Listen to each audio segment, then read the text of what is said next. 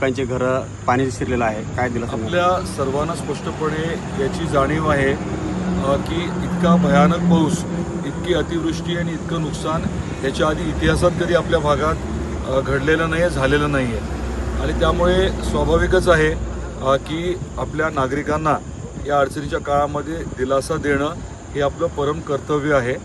आणि आदरणीय देवेंद्रजी फडणवीस साहेबांना याची पूर्ण जाणीव आहे. त्यांनी जे काही घडलंय ते स्वतः बघितलंय आणि थेट ते दिल्लीला गेले, पंतप्रधान महोदयांना भेटलेले आहेत.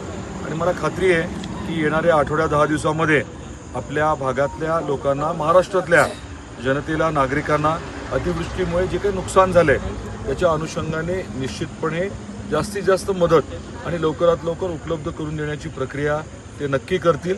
आपलं प्रशासन आता पंचनामे करते, जिथे घरात पाणी गेले, कुठे भिंत पडली आहे, हे सर्व पंचनामे होतील. पशुधन कुठे दुर्दैवाने जीवितहानी झाली असेल तर ते पंचनामे करण्याची प्रक्रिया चालू आहे.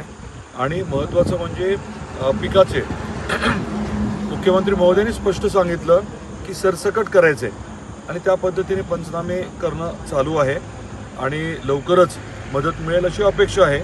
खास करून ज्यांच्या घरात पाणी गेले किंवा दुर्दैवाने पशुधनाचं नुकसान झालंय त्यांना तातडीने पैसे उपलब्ध होतील.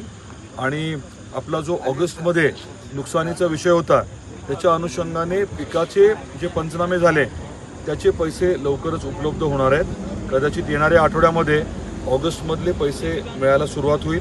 सप्टेंबरचे पंचनामे हे पुढच्या आठवड्याभरात म्हणजे साधारण एक 2-3 तारखेपर्यंत पुढे म्हणजे छत्रपती संभाजीनगरला आपल्या आयुक्तांकडे पाठवले जातील आणि त्याच्याही मागे आम्ही लागू, लवकरात लवकर पैसे मिळावे यासाठी.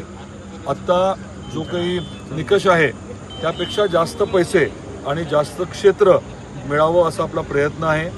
कर्जमाफीचा मुद्दा आहे किंवा कर्ज पुनर्गठनाचा मुद्दा आहे. आणि आपल्या सर्वांना माहिती आहे की ओला दुष्काळ जाहीर करण्याच्या बाबतीतली पण खूप मोठी मागणी आहे. तर या सर्व गोष्टींचा विचार करून आपलं महायुती सरकार निश्चितपणे आपल्या सर्वांना न्याय देईल याची मला खात्री आहे. ठीक आहे.